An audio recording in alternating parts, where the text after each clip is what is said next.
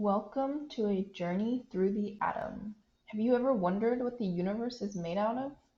What makes some materials hard, but others are squishy? Why can't a block of wood melt under the sun into a puddle like ice? The answer is the atom.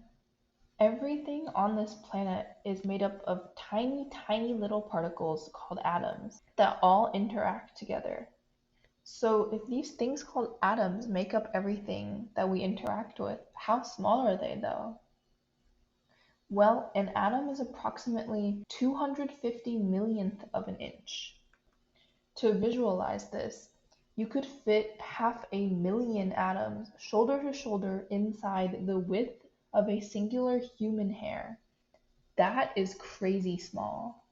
Now let's talk about the different particles of an atom. An atom has three subatomic parts.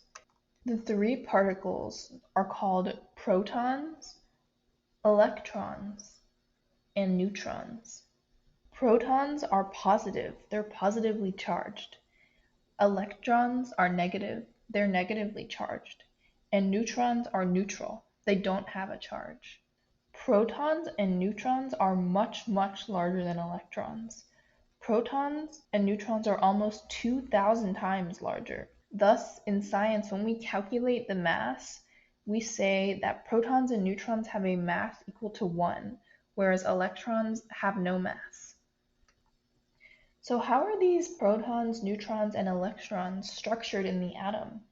Are they all mixed together evenly like some sort of electrical cookie dough?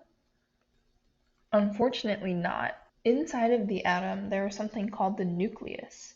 This is where protons and neutrons are found. The nucleus is a very small portion of the atom and is found in the center. So how small is the nucleus? Well, if the atom was blown up to the size of a football stadium, the nucleus would still be barely visible, just the size of a small marble. Because the nucleus is so small and contains most of the mass of the atom, the nucleus is really dense. Okay, but what about the electron? Where in the atom are they?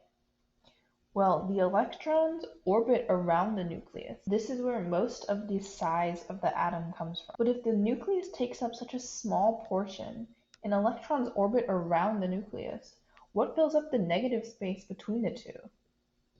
Nothing. It's literally just empty space. Thanks for coming along with our journey through the atom.